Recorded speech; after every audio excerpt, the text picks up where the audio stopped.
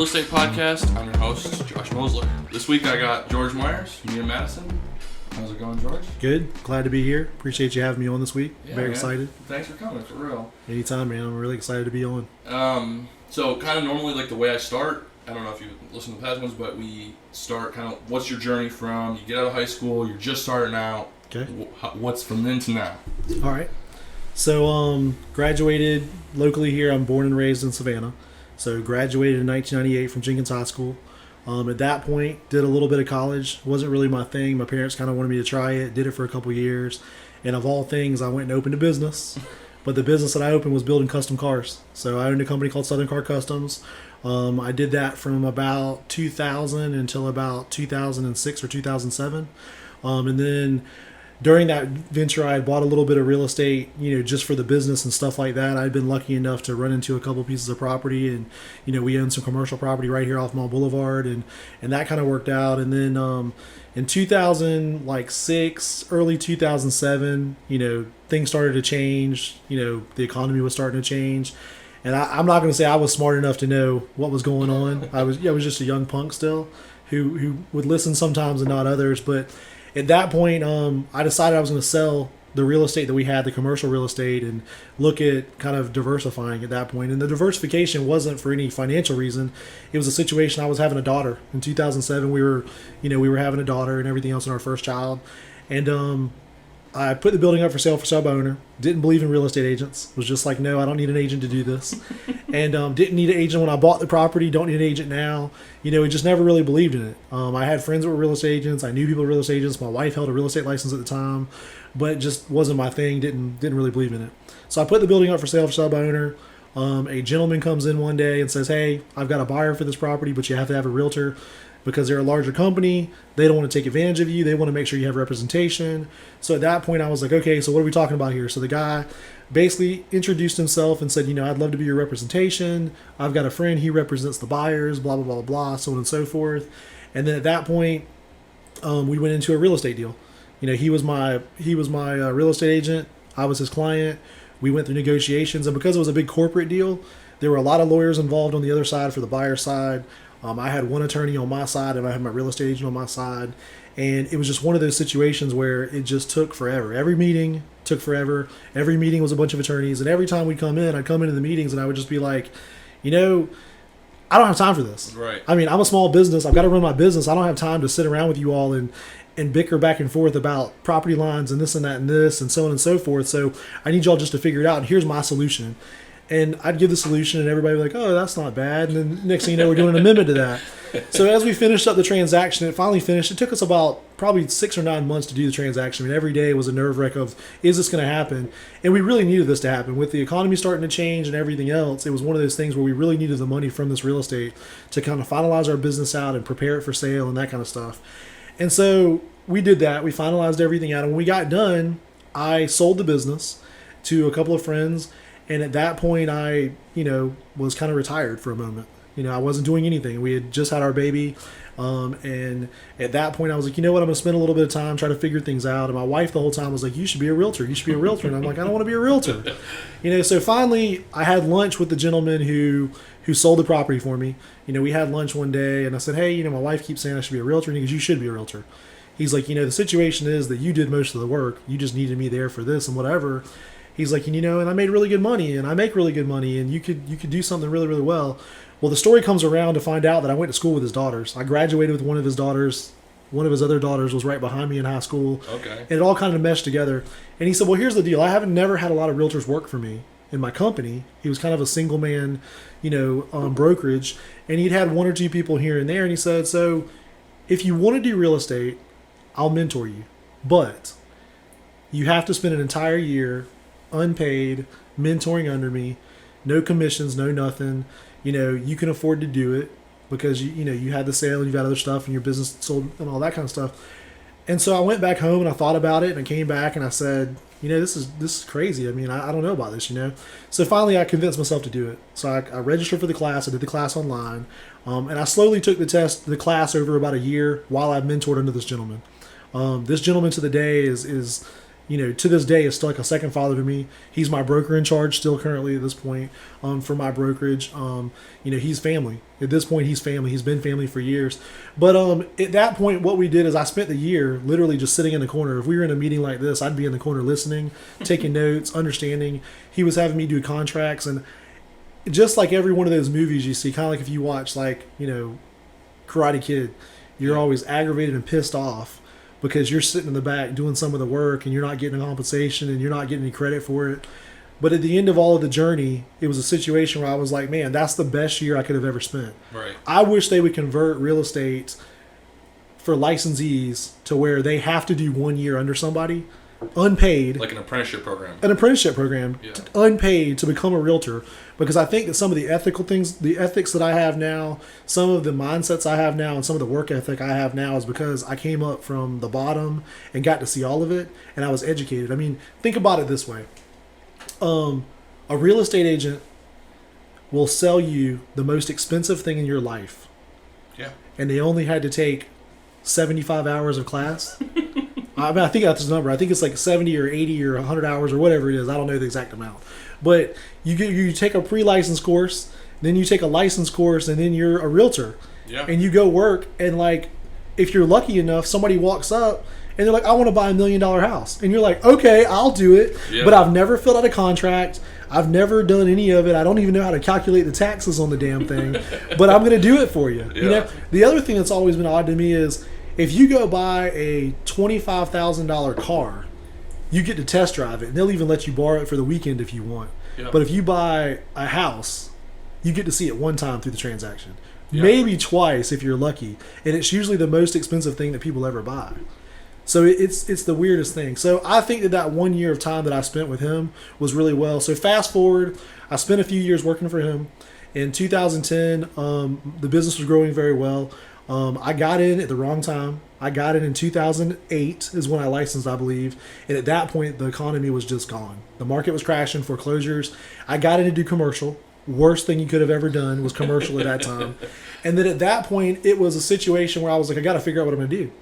So him and I sat down, we figured it out, and all of a sudden investment came to mind. I had always been intrigued by the investment side of things and everything else, but at that point I had not done a lot of investment. I had done a few here and there, but nothing crazy. Now I bought my own personal homes. We had sold our personal homes. We had made money on those things, and we knew how to do those things, but we had never done it from a professional standpoint. It was never our goal. So at that point I decided I'm going to do investment. So I went out, I changed the game up. I put out some ads. Everybody else was putting out foreclosure ads in the newspapers, foreclosure ads in the real estate magazines, and I was like, you know what? I'm going to put an investment ad in the real estate magazine. So I pulled together like $1,000. I got like the second page in this ad. I think I probably still have it in my desk drawer. I got $1,000 together. I bought a whole like 2-page spread, and I put an investment ad in, and I got a few investment properties. I put them in there. I put in some information about investment, and lo and behold, the phone rang. It was just the phone rang. As a matter of fact, some of the first clients that ever called me are clients of mine today. To this day, they're still buying. And like one of them is still a client today buying flips. And that was 2007 or 2008. So as I started selling these people properties, it wasn't for flips. They were buying holds. They were buying very cheap property. They were renovating them, those kinds of things. And at that point, we were overseeing the renovations for them, one-stop shop type of thing.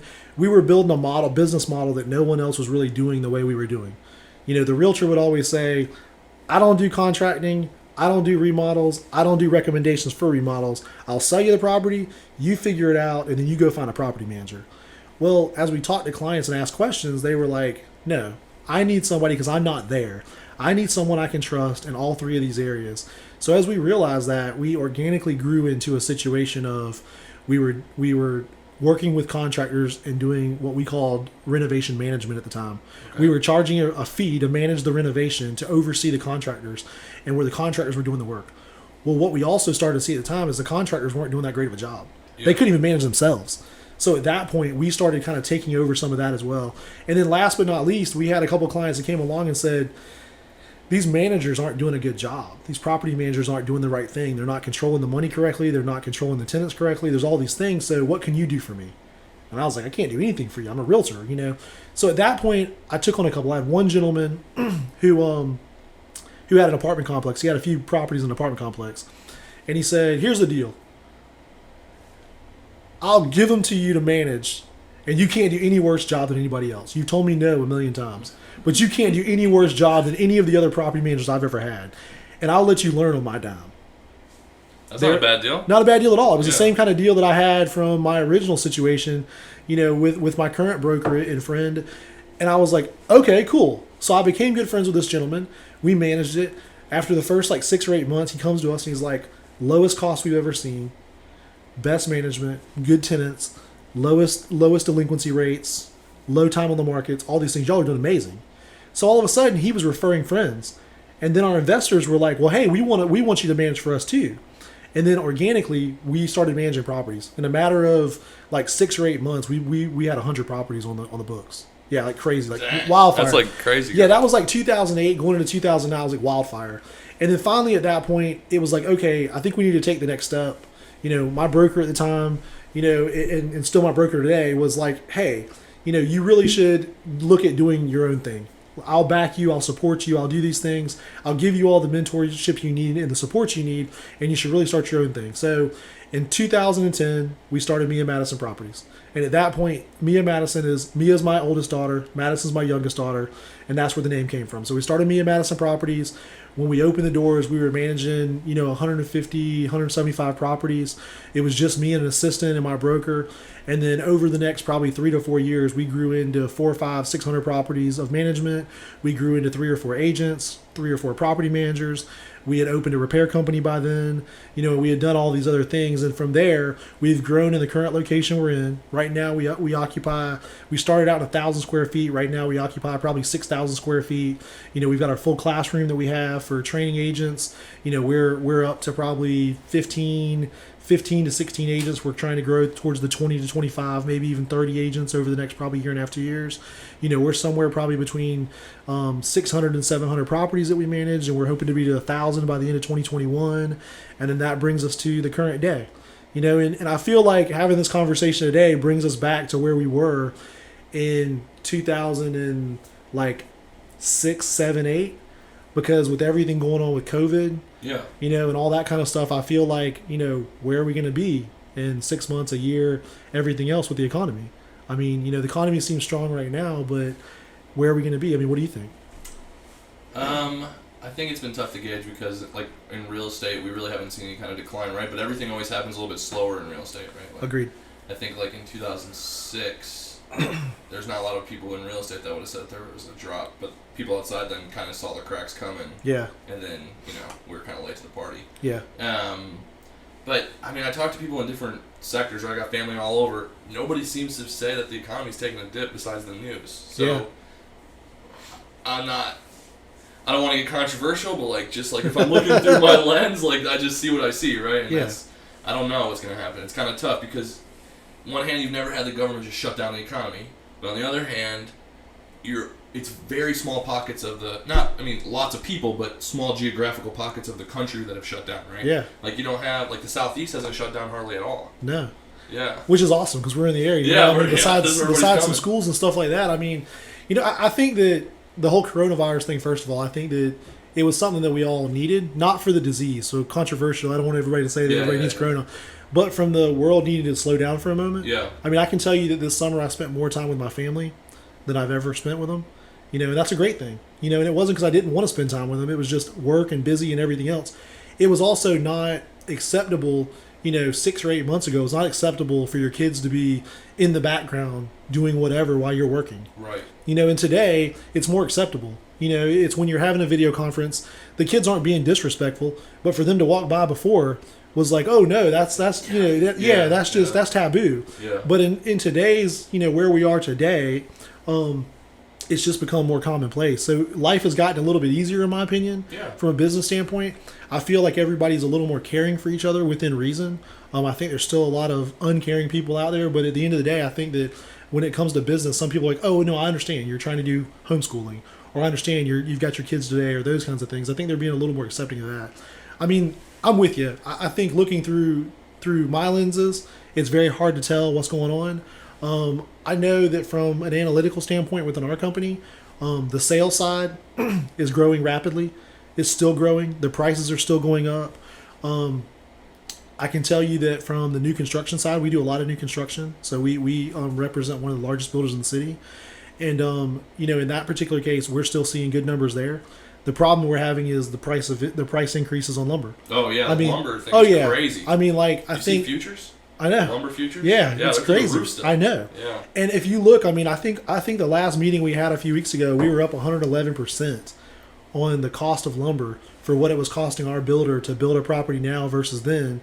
And so I think a couple things could happen. I mean, if we want to talk speculations, this is all speculation, don't it? I don't want anybody to run out and use this to short the market or don't whatever. Make investment decisions based on this podcast. Yeah, we should do the disclaimer right now. I mean, don't be a fool. Do your research. Yeah. So I think the situation that I see is that any false reductions in price will re-stimulate the market. So, for example, right now we're building houses. We're having $9,000 and $10,000, $11,000, $12,000 increases. We're seeing not just from our builder but from other builders. Yeah. They're not making any more profit.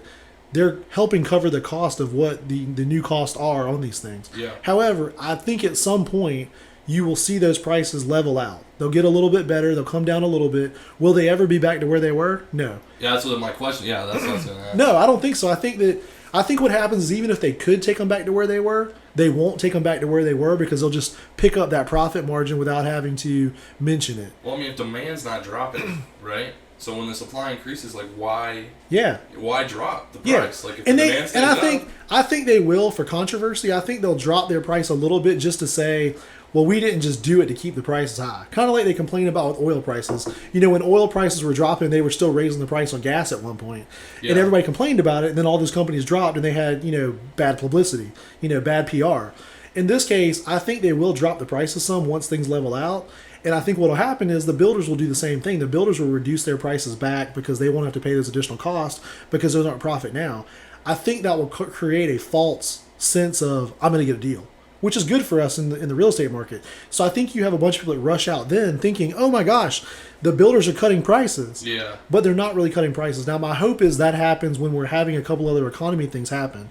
But I mean, when I'm talking to some clients who are much smarter than me, much smarter than you, not that you're not smart. No, I understand. But it's a scenario where these people are in New York. They're part of big hedge funds. They're part of the stock market. They've got analytics like you wouldn't believe. Yeah. I mean, I was talking to a gentleman today who has his finger on the pulse. And he said, a lot of my friends who are in these hedge funds and stuff, they're telling me that, it's already happened, but the other foot hasn't dropped.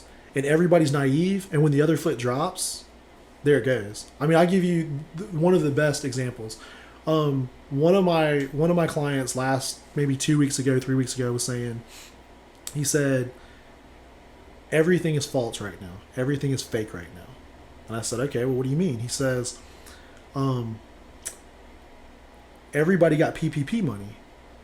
They're all putting PPP money on the ordinary income line because that's where it's required to go in your business. He says, so if you were to take the PPP money for the majority of businesses, probably 40 to 50% of businesses, out of their spreadsheet, out of their accounting system, they would be in mass negatives for this year. So there's some faults there. The other thing that he mentioned was there's all these stocks that are rising. Yeah. Yet they're reporting these stocks are rising and they're getting all this income and everything else. And a good one he said is he's like, we had this big blow up on Disney stock. He goes, and Disney said some BS about it being because of the Disney Plus subscriptions. So his point was, okay, so I get it. You started Disney Plus, you got tons of subscriptions because everybody was home for COVID. Yeah. But you stopped selling $20 Coca-Colas because the parks were closed. Yeah. You had the lowest attendance. You spent more money remodeling the parks because you never had a chance to do this before. So you went in and redid the parks. You spent more money there.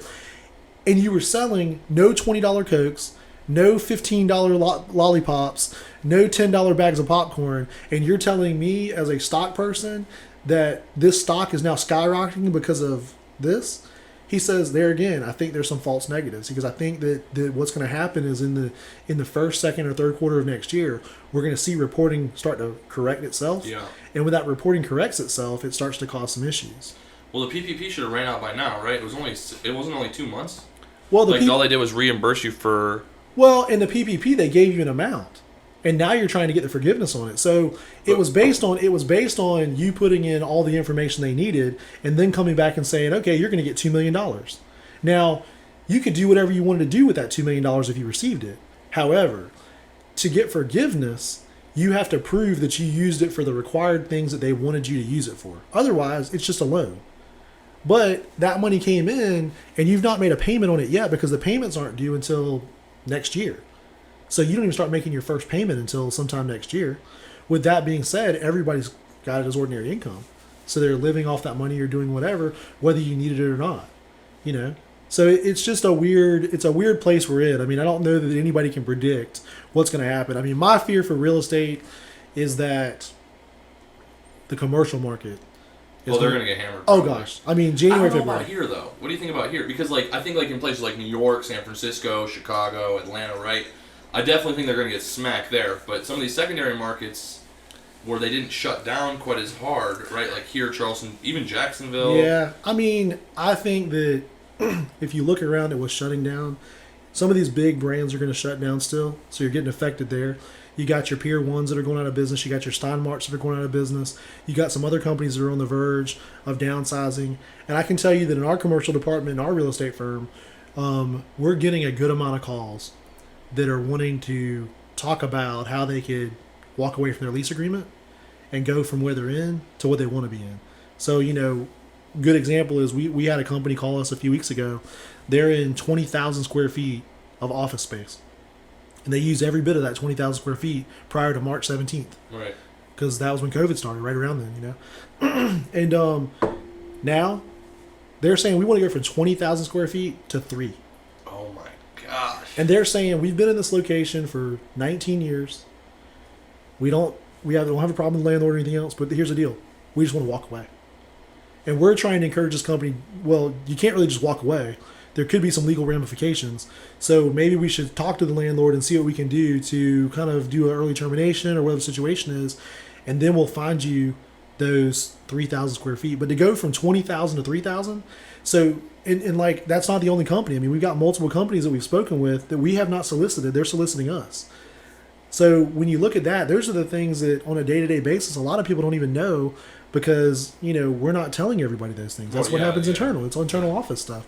You know, so when you see things like that, it starts to get, you know, a little worrisome. Well, and then think about a situation of Christmas. Yeah. Christmas is the biggest time of year for retail. Do you think that people are going to pile into the mall to shop? I think it's going to be really, I don't know, it's going to be weird, right? Because our perception is skewed, I think, right? Like, so like in Savannah, COVID obviously exists, but it almost doesn't exist, right? But when I went up to Michigan in July, you don't forget it there. You know what I mean? Like, it's really, like, everybody takes it so seriously. Yeah. So I think in places like that, maybe not so much, but I don't know. You know? I mean, can you sit on Santa's lap this year and take a picture? No, probably not. Probably not. Yeah, probably not. I mean, think about that. Think about those kinds of things that we haven't thought about. Yeah. You know, so I don't know. I don't know where it goes. I mean, what I can tell the listeners is get it while you can get it. You know, I mean, be cautious. I would say be cautious. I mean, you know, for us, you know, if it was 9 months ago, a year ago, if somebody brought 10 deals to us, we'd have taken the 10 deals probably and got our investors to do it, and we would encourage our investors to do it. And if they could only do 2 remodels at a time, we'd have stacked the other 8 up and figured them out when we got to them. I can tell you in today's market, if we can't do them, we don't take them because we don't want to be sitting on something that we can't get off of right away in case something, as we said earlier, the other shoe drops. Right. You know, I mean, I think the other thing that we're encouraging our investors to do is, you know, not have more than 1 to 3 in the pipeline at any point, you know, to do at a time, and have them at different stages of the investment scenario. And then the other thing we're doing is we're looking at those and watching the markets and saying, okay, we need to make sure we have an exit strategy. And our exit strategy on most of these is we can either dump it and break even, or we can turn this into a buy and hold and still cash flow it over a period of time if we can't finalize the flip and sell it for what we think we can sell it for. And I think that's a good plan. I think is, you know, as good as we're getting some of the off-market properties for, I think that plan works as long as you know, scale back your remodel throughout the process. What do you think is causing the reduction in the amount of deals? So, like, I know, like, why do you think there's such a contraction in, so all these people that are supposed, you know, you see in the news or whatever, right? Like, the way people are living is changing. People are moving. People are whatever, right? But in Savannah, it seems like deals are getting harder to find. People are moving less. Why do you think that is? I mean, I think number one is, we don't have as many homes as a lot of markets have. I mean, we have, don't get me wrong, we got a good population and everything else. We don't have as many homes as a lot of people have. You go to some other markets like Jacksonville, Atlanta, those places, they're just massive. Yeah. I mean, they've got entire sections of the neighborhood that fill up half our city. So I think that's number one. I think number two is that there's a lot of people just scrounging deals up that don't even mention them. They're just picking up stuff and they're just going ahead and doing them. They're not even mentioning them. So I don't know exactly why the inventory is what it is. But I mean, it is hard to find deals. I mean, I think you know that too. Yeah. I mean, and I think the other thing is, maybe there's a perception. Maybe there's just as many deals as there were before, but a lot of us aren't seeing as many deals because there's so many more of us right now. I mean, maybe like the barrier to entry is like low. Wholesaling is taken off, right? So and that's what I was. So many wholesalers. Exactly, and that's what I was kind of leaning towards is wholesalers. I mean, it's like, wow. Like, I remember that you could probably name the amount of wholesalers in the city that were known on 1.5 hands, maybe. Yeah. And now it's like every day that I come up, there's a new company. Yeah. There's a new this. There's a new that. There's somebody else calling our office and saying, hey, do you want to be on my buyer's list? I mean, there's more emails coming in every week, even when they don't have deals. And I think that's the other thing, too, is that, I mean, they've all gotten so creative. The softwares, like we were talking about before we started the podcast, I mean, the softwares that are out there now, the technology that's out there now, I mean, I think that we're just spreading it thin because of how many people are in there trying to do the deals now, too. So there may be some perception of, we are low in inventory, don't get me wrong. Yeah. But I think that even in past times when we've been low in inventory, it still hasn't seemed as thin as this is. But the opposite side of that is, if you look at like the MLS, which you don't have access to, but if you look at the MLS, the transaction count is just as high as it was before, if not higher. Oh, really? Yeah. Okay. So we're seeing just as many transactions, and we actually tracked it very closely, through the whole COVID thing. When the COVID first started, we were tracking it week by week, month by month. I mean, and if you don't know that, I mean, I'm the president of the MLS. Okay, I didn't know that. Yeah, for 2020, this is the second time doing it, but I'm the 2020 president for the MLS. Dang. So when we look at those numbers, I mean, we're still seeing numbers as high as they were last year when there was more inventory. So that's the thing that kind of throws you off. Is it's like, well, we don't have any inventory, but we're still doing as many transactions. At the same time, I think those numbers are a little skewed because they're building more construction than they've built in years. So the construction throws it off a little bit too. I mean, what's your thought on it? I think that I like increased competition, right? Because competition makes you nimble, makes you kind of transform your business, right? It makes you think more efficiently. But I think that there's a real problem right now where maybe you're right about there maybe is just as many deals to be had, but by all these new people coming in that don't necessarily know what they're doing, they're overpaying for stuff or overpromising for stuff, and so it's getting really hard to get even just like a fair deal because you have somebody that doesn't necessarily know, in my opinion, what they're doing, and they're probably going to lose money on the backside or whatever, and they're just way overpaying for stuff. Yeah, and we've all been there. I mean, we've all been at the beginning. Yeah, we've all been there. But we weren't all at the beginning where there were 50 of us. We were at the beginning where there was 2 or 3 of us at a time in the beginning, but there's 50 of us now, And I think the other thing that's been kind of odd to me from you and I have 2 different purviews when it comes down to it because, you're from a wholesale side, an investment side. I'm from a licensed real estate side. Yeah. I look at it. And so for me, there are things that are a little more difficult, because of licensing and because of license laws and because of the way that I have to do things based on the real estate commission rules and regulations. There are certain things that make this process a little harder for me when it comes to wholesaling and those kinds of things. And the one thing that I've seen more of this year that I've never seen this much before in my, whatever it is, 8 and 10, 12 years, whatever I've been in this, is the number of licensed realtors who are actually wholesaling. Oh, it's crazy. Yeah, like if you don't sell your house, we'll buy it. Like if we Well, can't sell no, I'm not even saying that. I mean, like I was on Facebook last night, and we're all doing this. I was on Facebook last night, and there's somebody who posts a property, and they say, "Hey, there's this off-market property, and this off-market property is this, and this. Contact me for information." Well, never at any point did they say that they were a real estate agent. I didn't know they were a real estate agent. Which isn't that against the rules? It's against the rules. Yeah. But then when I go to their Facebook page to pull them up on Messenger to message them to say, "Hey, send me some more information. And I realized that these people are licensed realtors. And so you're in a scenario where it's like, okay, this person's now wholesaling a property. They're not mentioning they're a real estate agent. And then what? I mean, then where does it go? I mean, there's a lot of gray area that they're in right there. They're in a weird place. And it's almost like, and we're seeing a number of these people. Now, there are other wholesalers. I'd like to say a caveat because I'm going to get jumped after this. Yes, okay. When it comes on is the fact that there are a number of realtors that I've seen who are doing wholesaling that are doing it properly, where they're saying, hey, I am a licensed realtor. I am this, I am that, blah, blah, blah, blah, blah. This is the situation. So it's just weird because you are seeing a lot more competition. And like I said, I'm with you. The competition makes you more nimble. It keeps you on your toes. It creates a more competitive market. I'm all about that. Yeah. I'm definitely all about that. What I'm typically not about, and you aren't either, is the ones that come in and do a hack job. Yeah. And then we all get a bad rap for it. And now we're under all of us, licensed or non-licensed, wholesale or non-wholesale, flipper or buy and hold, we're all under a microscope. That's my fear for when you have this many people doing it.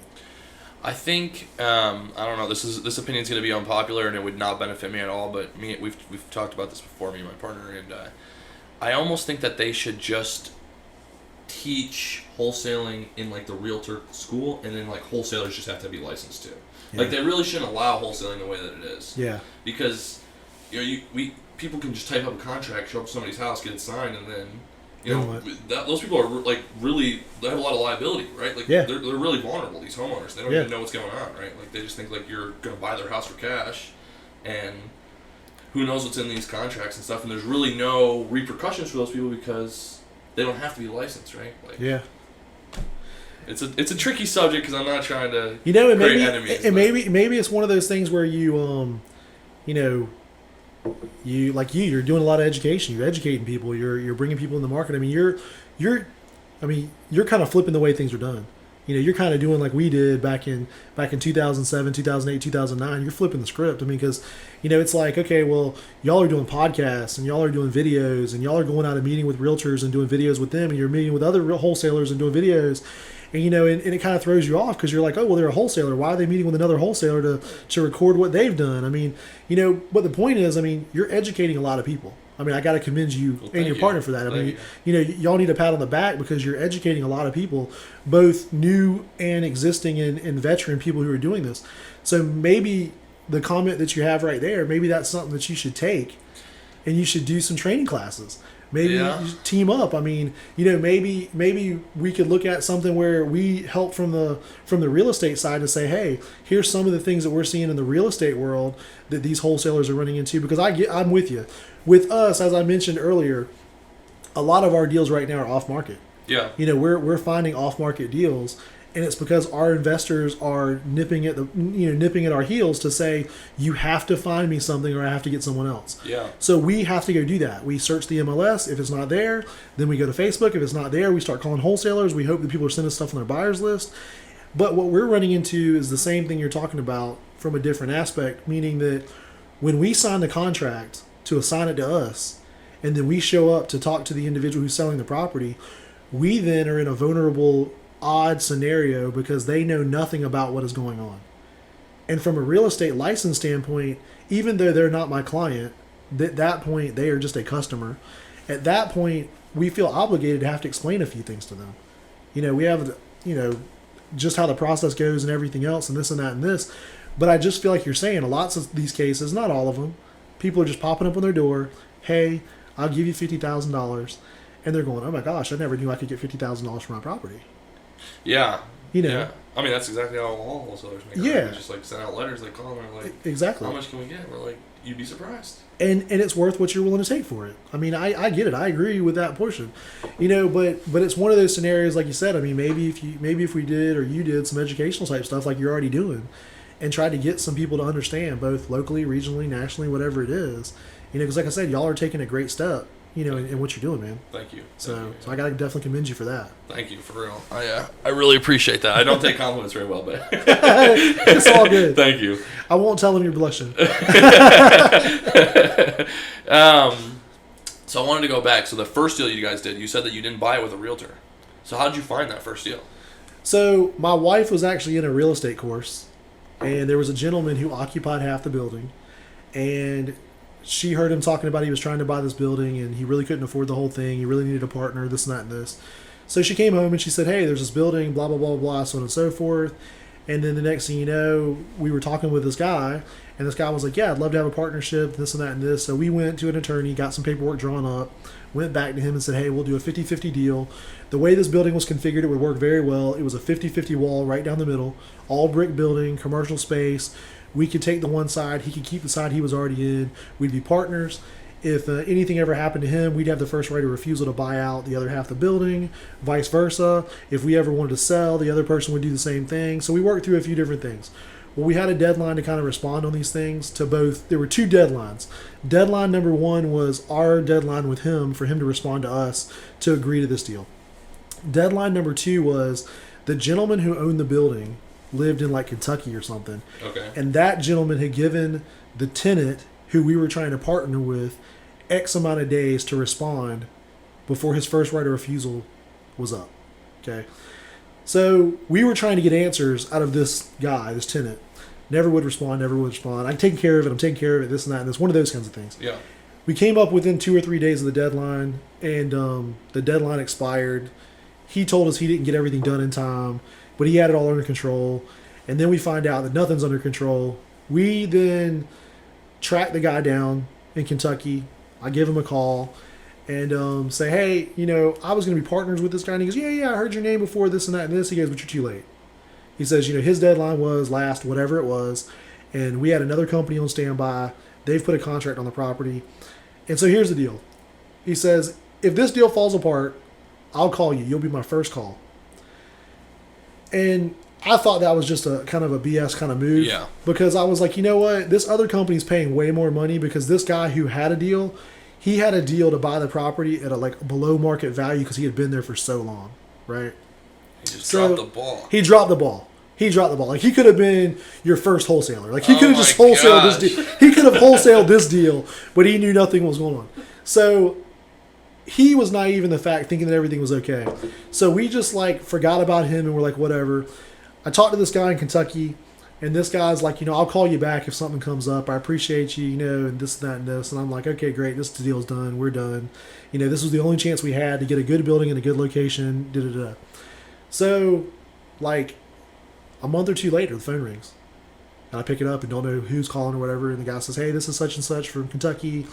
And you need to, wire transfer me or send me a check for $5,000, $10,000, whatever it was, for a deposit. Yeah. You got 72 hours.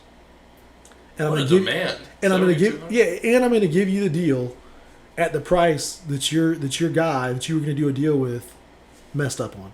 And I'm like, what? And the guy's like, yeah, he goes, this other deal fell through.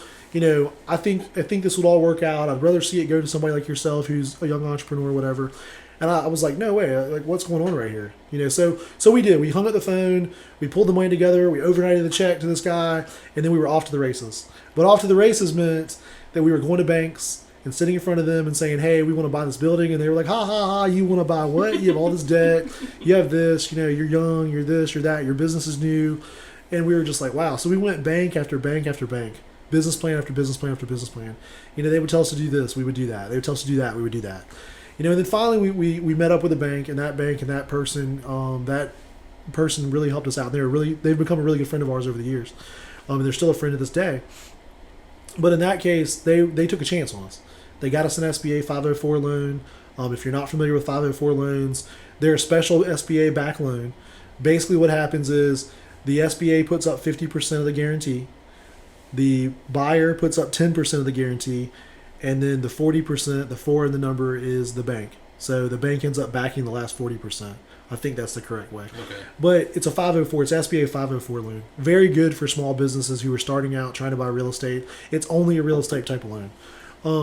So we did an SBA 504 loan. Took us months to get everything taken care of. We finally get things taken care of, and ironically, we become the guy who messed us up the first time. We become his landlord. we later have to evict him. Really? Yeah, go through the whole process, evict him. We move into one side, he stays in his side. Later on, we take over his side. We become a landlord, and at that point, we're renting that half out, and we're keeping our other half of the business. So and then we were there for a number of years, and then we went to the sale process. And the crazy thing was, when we did the sale, we were we were the highest on that side of the street in that area when we sold, even when the economy was already falling. We sold the property for the highest price a retail property had been sold on that street. Is that still the case? I don't know. I would doubt that's the case today. I would doubt that's the case today. But at the time, it was, because nothing had redeveloped. I mean, that whole section had not redeveloped for years. Where was it, can you say? Mall Boulevard. Okay. Oh, okay. Yeah. So I mean, so that area had not been redeveloped yet. And then right after the company who bought our building, they started the redevelopment process. They redeveloped that building, and then the building behind it got torn down, which used to be the old Kroger. There used to be a putt-putt back there. That got torn down, and then it is what you see today. It is that big shopping center that has, Dick's and Expert Care and all those other things, and Kroger and all those things in it now. So that was the spur of the redevelopment, even though it was in a bad economy. I didn't know that there was ever a time when Mall Boulevard wasn't like, I thought that they had just built all that new like recently, or in the last 15, 20 years or whatever. No, so Mall Boulevard was, there was a number of retail locations that are still there. So for example, the little, it's called Rumors, I think, is a little like clothing store. Yeah, I know exactly. That used to be a Hardee's. Okay. The building across the street from that, which is AT&T. Yep. That was our building. Okay. So that's the building. So that building was there. The print shop was still there. The Taco Bell was still there. The Wendy's was always there. Okay. The building where Chipotle's is now. Yep. That building was never there. The corner wasn't there now that Chase is on. So it was always a bunch of old retail and a bunch of old fast food restaurants. The other end, meaning the closest end to Waters, was always apartments, housing, and office professional space. Okay. But the major redevelopment was all redevelopment. There was a Kroger that was there for probably 30 years that sat in the exact same location the Kroger is now. It was just a quarter of the size. Never a gas station there, any of that kind of stuff. There were some restaurants and some office buildings on the opposite side. That shopping center behind Kroger, which is like where John B. Rook is, there's like a brick shopping center. Oh, yeah, like going back to like the discount stores. That shopping center used to be U-shaped. Okay. It was about 2 or 3 times the size it is now. And then they tore that down and only kept a small portion and redeveloped it into the rest of what you see there. So that whole area is a redevelopment. Them guys made money. Huge money. And that was all happening at the same time that they started rebuilding Broughton and those kinds of things. And everybody thought that was going to be the respur of the South Side. And it did. It did a good amount, but then everybody started going to Pooler. Yeah, so that's kind of interesting. So what do you think of Pooler? So I always ask people this. Like, what's your long term? Like, what do you think Pooler's going to be in 20 years? I mean, I always joke that everything seems temporary there. Yeah. I mean, it's like when you walk into the TJ Maxx or the PetSmart or everything else, they're really small. The buildings seem poorly built and temporary, even though they're nice buildings. Yeah. It just always seems temporary to me, but it's bustling and hustling, and booming. I mean, everything around there, it's like if you put it and touch it, it goes well there. I think it's going to be what it is now. I think it's going to continue to grow.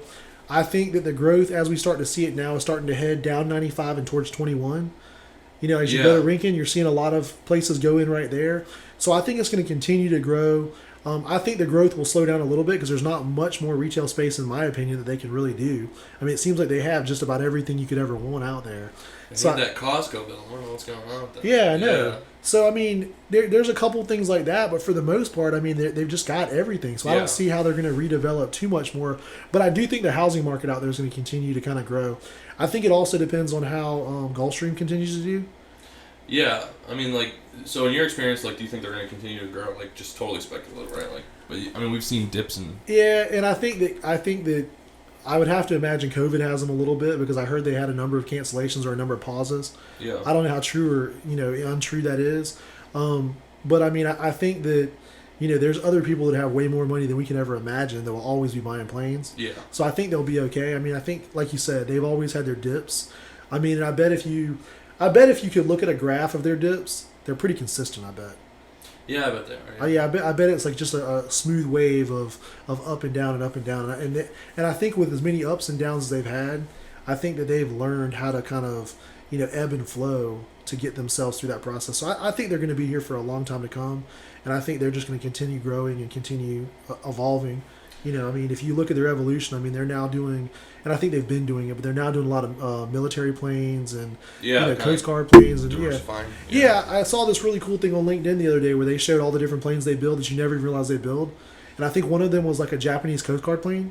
What? Yeah, it was like it showed all these different types of planes that were not like passenger planes, and I was just like, wow, I didn't even know that, and I think I read it correctly.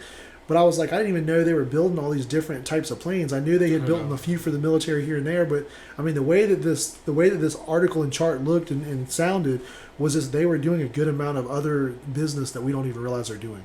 We're so used to just seeing the G500, G600, the G series planes, you know. So that's I don't know anybody in the new plane side, but like I know the salesman for like the interiors and stuff, and he was telling me that while everything's been grounded, that actually a lot of people are taking that opportunity to like refurbish their planes. That makes sense. Yeah, or upgrade the interiors and stuff, which can only be done at this . I guess, or what . I mean, I also wonder maybe where that's dipped. That picks up, so they're picking up, and that's what I was saying, where they've learned to ebb and flow with different things. I mean, I also start to wonder, like, when we're talking about this. Are there some people who are right there on that cusp of buying a plane? Do they buy a plane because it's harder to travel right now, and because they don't want to be in a plane with a bunch of other people, even if it's first class? I never thought about that. Yeah, I mean, are there? I've never looked at plane sales. I mean, because I'm not on that caliber. At least not yet. I mean, but I wonder if there's more people buying planes, even if they're small planes, because they can't travel the way they travel before, or they're afraid to travel the way they traveled before. Yeah, I never thought about that. That's true. That's a good point. I wonder. I'm not like an expert on planes, but when living in Savannah, I didn't even know, when I lived up in Michigan, you don't really think about like the private plane industry, but here they employ like 8,000 or 10,000 people. Yeah, it's crazy. So it becomes a little bit more relevant for you. It is. And I think that those types of industries, and the great thing about our market that I don't know if a lot of people realize is that our rental market is always pretty strong. The only time we haven't been strong is right now.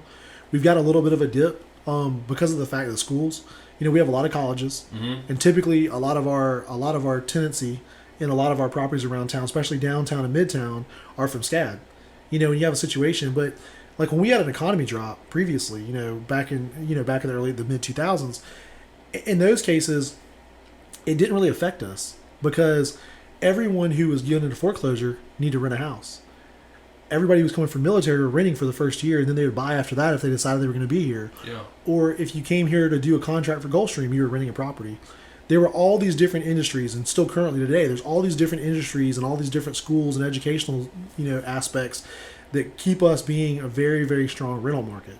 And I think we always will be. Like I said, the only time that I've ever seen it affected in my short time in real estate has been right now because you're down on the student enrollment. South College isn't taking in as many students, or they're not doing as many classes in person. Georgia Southern, which used to be Armstrong, they're not either. And then you've got like SCAD, who's not, I think less than 40%. And I'll hold me to that, but I think less than 40% of their students are here. Right. So you get a situation where right now, there's a lot of stuff on the market for rents, and usually we're not that case. Usually we have low occupancy rate, or high occupancy rates, low vacancy rates. But I think any other time in the market, we have a really, really strong buy and hold market that people just don't even realize. Well, I think we've talked about this before. I think there's like some statistics, like 60% of homes in Chatham County are rentals. Yeah. Yeah, which is crazy. That's like way higher than normal. And I think you're about right, because I think there's some reports that we pull and look at too, which are non-primary residency is how we look at it. Or I think they look at it and they say, like if the owner has a different mailing address. Yeah, that's absentee. I guess they might not all be rentals. I guess. Yeah, but still, I mean that's the word I was looking for, is absentee. So in those cases, you're right. I mean, we have a huge rental market. So this kind of segues into the next thing I was going to ask you about. So like, did you guys see a huge dip then in like what kind of dip have you seen in your property management side since COVID kind of started, and then is that starting to make a recovery? Like, what do you think the future like? So for us, I mean, we really thought going into April and May, we were really panicky in the fact that we were like, okay, so we're going to see high delinquency rates. Yeah. And fortunately, our tenants were very good. Even our from our low income to our high income tenants, because we do a range of everything. And what we saw was a lot of people were actually getting their stimulus money, and they were actually paying the bills. We were really surprised because we were just like everybody else. I mean, I'm going to be that stereotypical guy.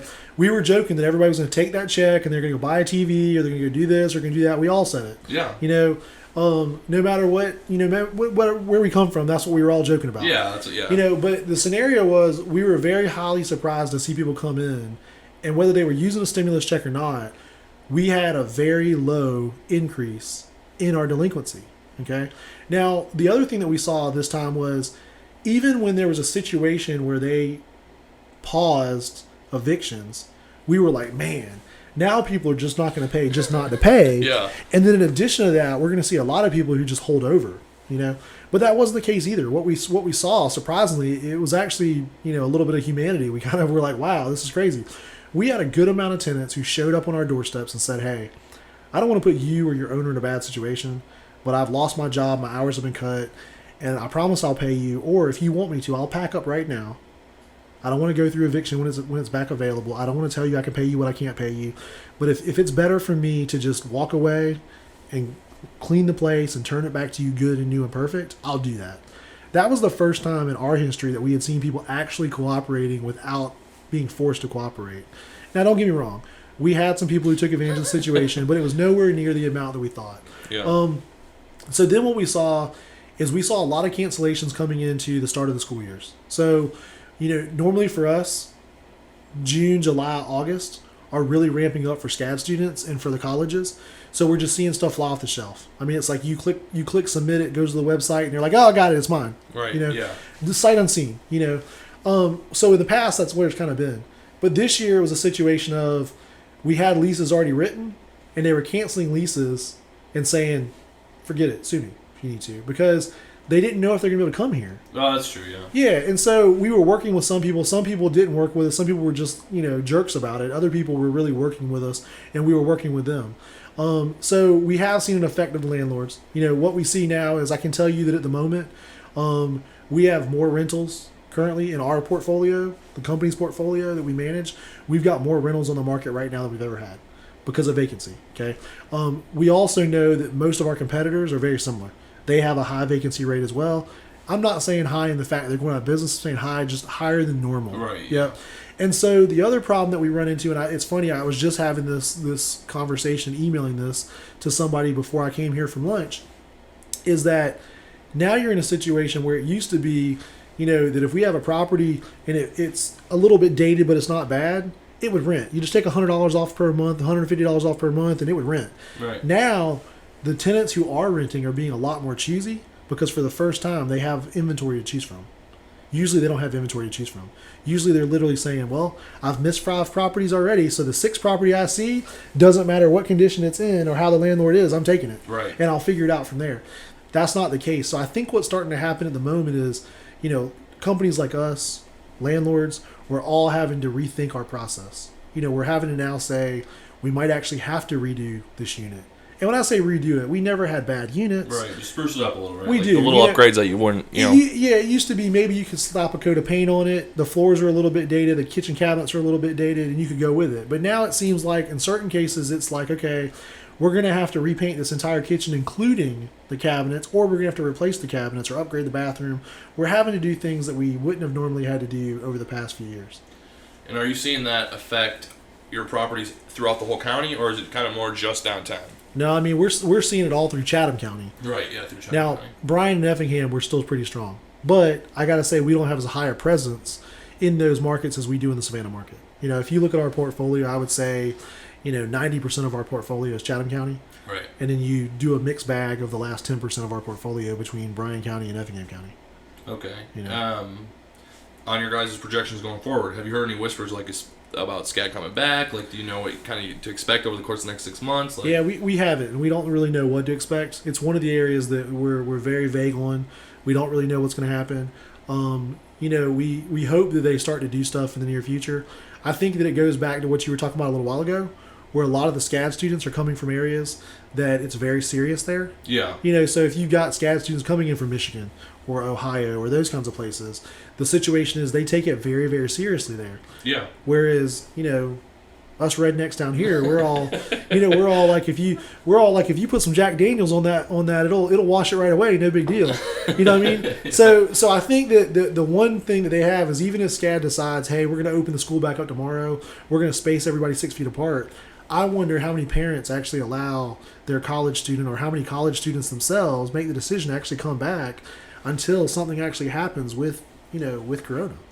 Yeah, well, and the other thing about SCAD is how many, all the foreign students, right? And like a lot of these countries, once you leave, can't come back. They're really weird about coming back. Yeah, we have some friends that invest here out of Australia, and he could not get a visa. He could not go back. It took he had to renew his visa 3 times until the U.S. government kind of was just you gotta go. We gotta find a way to get you gone. And I believe we had a similar situation. I mean, I believe that when they started shutting down the dorms at SCAD, we were getting phone calls from foreign exchange students who couldn't get out of the country, and we're like, I gotta find a place. Yeah.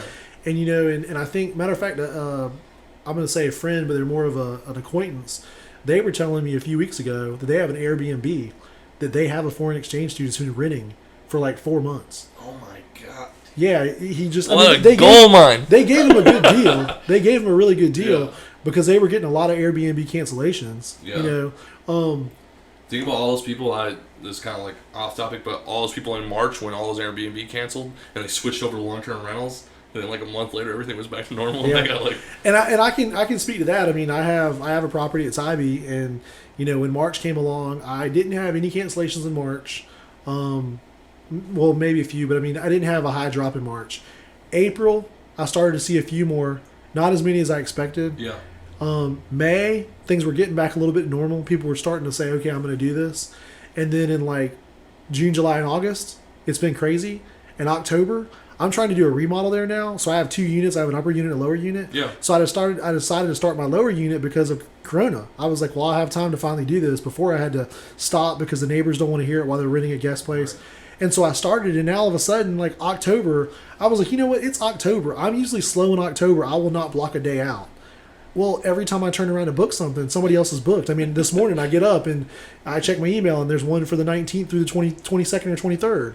And I'm like, holy crap, that's when I was planning on doing windows. Yeah. And so I can't complain, but at the same time, I'm just you can't really predict anything right now. It's the absolute weirdest thing, Yeah, it is weird. I know Matt's daddy manages a hotel Tybee, and he kind of said the same thing. They took a little bit of a drop there in April. Things started getting back normal into May, and then June, July, August, September, going into October, they're booked solid. Right? They've been having a hard. At one point, they were down to him, one employee, just the manager at Hotel Tybee. Wow. And they normally I think they keep a staff of 86. I was gonna say it's a big place. Yeah, it's a big place. Yeah, so yeah, that's pretty crazy. That's how, because they're a huge company, and even they didn't really understand what was about to happen. I don't think anybody did. I don't think anybody did. I mean, how often do you see a global pandemic? Yeah. It's been 100 years. Which, do you know anything about the last one? I don't know anything either. I was going to ask about it. But. I mean, I did hear something interesting. Okay, if you look, this is jumping back. We were talking about economy. So a gentleman told me maybe 4 weeks ago, and I probably should do the research to confirm, but they were saying that the money that we received for stimulus, that they deployed for stimulus, PPP and everything, it was done in 14 days. So they created it, figured it out, deployed it in 14 days, right? Printed, done. Okay? He was saying that the amount of money that was given out in 2020 to help cover the stimulus on this one was more than was given out in 2007. 2008, 2009, and 2010 combined. No, that probably is true, because you got to think the auto industry bailouts were $800 million or $800 billion, which was the largest. Yeah. AIG got $75 billion, which was a huge deal. Yeah. Well, they printed $6 trillion in 6 weeks. Yeah. Or whatever that was. So when you hear it in that magnitude, you're like, whoa, back up. 14 and a half days, and like I said, I don't know that that's the exact number because I haven't done the research. No, yeah. But that was kind of what he had alluded to. 14 and a half days, they created it, they deployed it, they printed it, they shipped it, they distributed it. And that is more money than they did in 4 years. In one of the worst crashes that we had ever seen in our lifetimes. That is absolutely crazy. So when you hear it in that analogy and that magnitude, you're kind of like, wow, this is absolutely a big thing, Yeah, I when we were talking about economy too, something I was going to say that I didn't. Is with the whole lumber crisis, right? All these prices are increased, but I think that what's offset that is the low interest rate, right? Because people's monthly payment on their new construction house has not really gone up. Yep. But what happens when those interest rates goes up and like we were talking about, the lumber doesn't fall like that much? Like maybe they see. I mean, like you might come down maybe 25% from where it is right now, right? But like even if it comes down 25%, that's nowhere near what it was pre-COVID. Well, so I was they were telling me, I forgot who was telling me, but somebody was telling me the other day about the issue they're going to have with lumber is a false demand situation. So, and don't hold me to this exactly, but the scenario kind of went that there are some builders across the country who right now, because lumber prices are so high and they're waiting on permits or different things to do certain things, or they're waiting on workers to be able to do stuff, they're pouring slabs. So they don't need lumber right now. So they're pouring a bunch of slabs. So they're pouring 10, 15, 20 slabs, and hypothetically. Yeah. And then as soon as the lumber price drops down just a little bit, or the inventory comes back into normal, they'll just rush out and buy all the lumber and go ahead and frame a bunch of these houses at one time. Well, the problem with that is they think that they're doing themselves a favor and they're doing the market a favor. But they're gonna create another supply and demand issue. They're gonna rush out. They're gonna take all the supply. All of a sudden, there's gonna be another demand issue, and now we're back to where we were 6 months ago, 9 months ago, 12 months ago. So they're saying that globally, not everybody is thinking on the same wavelength of things, and they're trying to figure out how they're going to correct these things, or are they? It just becomes a situation where you're just paying high for lumber forever. And I don't think, I mean, the things that I've read is that there's not actually a timber shortage. It is a manufacturing supply shortage. Yeah, it's the middlemen. It's the people that refine the lumber, right? Yep. Like the lumber never stopped getting cut, but I heard some statistics. Have you ever heard of Max Maxwell at all? Yeah. Okay, so Max Maxwell actually put something out last week where he was talking about this exact same situation. Before COVID, he had a price for $31,000 to build a house, and now in lumber, and now it's $55,000 or something. Yeah. And he was talking to the manufacturer on his show, and they were saying that what the problem is, they're having a hard time getting people to come into work because they're so scared. Yeah. Yeah, which is crazy. Like I can't even imagine. But, Yeah, I mean, and that's what they were saying is that the same thing. I mean, like like the repair company and stuff. Like we have a repair company and we do a lot of fencing. We can't get fencing material right now. Oh yeah, I bet. Yeah, it's like, and if you do, I mean, there's cases where you're probably standing in the parking lot. I've heard cases where you're standing in the parking lot, and another fencing guy comes over and says, "I'll give you 25% more than you just paid for it." Then you make the decision: do I call my customer and say, "Hey, I'll give you a 10% discount, and I still make 15% more," or start a lumber yard? I know it's like so it's one of those things where and that was another thing that they were talking about, is that the other problem was that the mills only make a certain amount of lumber before they switch over and retool to make something else. Mm-hmm. So they retooled some of the lumber yards to go make fence panels because everybody needed them so much, and 4x4s. When they did that, there's a shortage in, let's just say hypothetically, 2x4s and 2x6s. And now the cycle starts all over again. And then when they stop doing that and they start doing 2x4s and 2x6s, it flips, and now we're short on 4x4s and fence panels. So it's a never-ending battle that they're up against. The thing that I wonder is, at what point are they going to start looking at other building materials? Yeah, steel like studs, where wood, like steel studs. Steel studs. I mean, metal beams. I don't know. I don't know if anybody. What's the price on this? Difference on those? I know that metal. I mean, steel studs are cheaper actually, right, than 2x4s. I would assume. I don't know.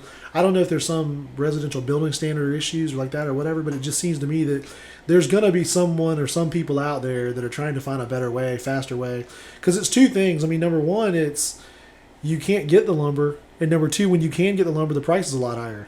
So in some cases, I would assume that there's some people that don't care about paying the higher prices because they're just going to raise their price. Yeah. But if they can't build, they can't build because they can't get the lumber. That's even more horrific issue. What are you guys doing to hedge against that? Like, because the price. Do you foresee the prices getting even higher? I think that the builders, all builders, and like I said, we represent one, but I think across the board, all builders have a profit margin that they're used to and they want to maintain. And I think that they're willing to potentially cut into that profit margin just a little bit.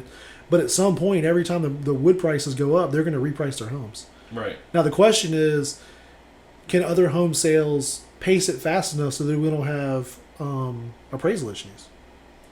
Yeah. Because let's just say, and I mean, I think that some appraisers are taking into account lumber costs, and that it's costing more to build a house, so they put that in there as an inflation type of situation. But I mean, let's just say that I have a neighborhood, and I build 10 houses, and I build them for $200,000, and they all sell for $200,000. Then the comps in the neighborhood are $200,000. But let's just say that I go to build 10 more houses and lumber prices have gone up and I need to build these houses for $240,000. Well, now I'm going to build 10 houses and I'm going to go to the appraiser and say, I want to sell this for $240 and I need an appraisal for $240. Does the appraiser say, well, the comps are only $200, nothing's ever sold in here for $240. So until you can get one to sell for $240, this is not a $240 neighborhood. Right. Or do the appraisers, and I don't know the answer to this, or do the appraisers come back and say, well, prove to us that it cost you more to build a house, and that's why the price of the house has gone up. And then you prove to them that you had to pay $40,000 more in cost of all these materials, and they say, okay, we feel the house is worth $40,000 more organically because of natural inflation increases of prices. Have you guys seen any, aside from appraisals, have you guys seen any underwriting issues? Like, have the underwriters at all been like, whoa, like, this is too much in this neighborhood? No, I mean, we haven't seen any underwriting issues. We have started to see some appraisals come in a little bit short. Not from the new construction side, but from the retail side. I mean, we had one last week that a house on the next street had sold for $199. It was a wholesaler who bought it. They flipped it. There was another one down the street that the wholesaler was about to buy it. They bought it. They have somebody that's flipping it. They were about to list. And we listed. We got a price at our asking price. And then last week it came in $14,000 short. Now, in that case, what threw us off, and this is something if you're flipping to really keep into mind, is that in between the time that our client purchased the property, we did the remodel and we sold the property for the appraisal, other homes in the neighborhood had sold, some off market, which then created low comps. Now, to throw this off even more, this is an FHA, which means there are even stricter criteria to the appraisal. If this was a conventional, they might have been able to go a little further, pick different comps, but in this case, there were some comps that threw us off. And they did make adjustments, don't get me wrong. They took those low sale prices and then they took them and they did some additions for square footage. They did some additions for conditions compared to ours and that kind of stuff, but it still cut us short.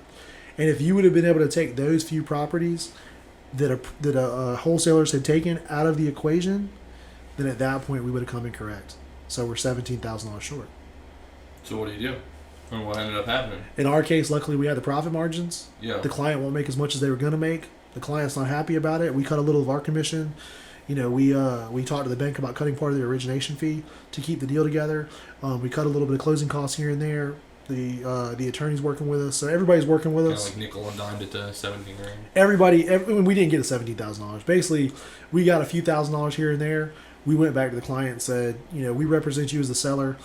We can either walk away from this deal and try to start again, but now we're going to need 60 or 90 days, cost to hold, cost of utilities, all these other things are going to, and somebody may vandalize the property. It may have to find another buyer, maybe in the same situation. So what do we do? So in that case, we cut what we could. We reran the numbers. The numbers look close enough to where they are willing to be, and we're going to go to close. We're just waiting for underwriting to complete. You know, so you sometimes you got to just deal with the hand you're dealt. Yeah, and I'm sure like you're used to dealing with problems like that, right? Like I had Win Martin from Trophy Point Realty. I don't know if you know Win. No, I do. I've done a couple deals with Win. Me and Win were talking, and he said that's kind of what's irreplaceable about an agent, right? About a realtor in the traditional sense is that all this stuff is moving online, and it's real easy to say, well, why do I need this person? But when things get crazy like that, you know, things get complicated, can an algorithm solve that problem and deal with all those relationships and manage that whole deal? And you just hit the nail on the head, the relationships. I mean, because if it wasn't for a relationship with the buyer's agent, if it wasn't the relationship the buyer's agent had with the lender, if it wasn't my relationship that I have with the investor who is my seller, you know, it just wouldn't work that way. You know, because if it was a big corporate situation where there was nobody involved in everything else, that company would be like, no, we're not cutting our commission. Right. We'll just let it sit on the market. We'll move on to the next deal. Not a big deal. But for me, it's one of those things where I'm like, okay, well, I know this client's going to do 4, 5, 10, 15, 20 more deals with me over the next whatever because they've done this many so far. So why not cut a 0.5%? Don't even argue about it. Don't even let them ask. Just volunteer it. You know, and I know that some agents and some brokerages will look at that and they're going to be sitting on the other side of the computer or their phone or whatever they're listening to this on, they're going to be like, he's crazy to just give up money. You know, but the fact is, I mean, if you look at it, it's like, okay, for me, I think a little bit bigger. The picture's a little bit bigger. I look at it and I say, okay, I can give up a 0.5% today. I can still make 3%, 3.1%, whatever it is. Or I can put this back on the market. I can keep my 0.5%. and I can put more advertising dollars out, which I'll never recoup. I can put more time into this deal, which I'll never recoup. I can do more of everything and never recoup it. I'm better off just to cut my money now. But you've got some realtors and some brokerages who will say, no, I'm never going to cut my price. If I cut my price one time, it sets me up for failure. Now, for me, I just put the caveat in there.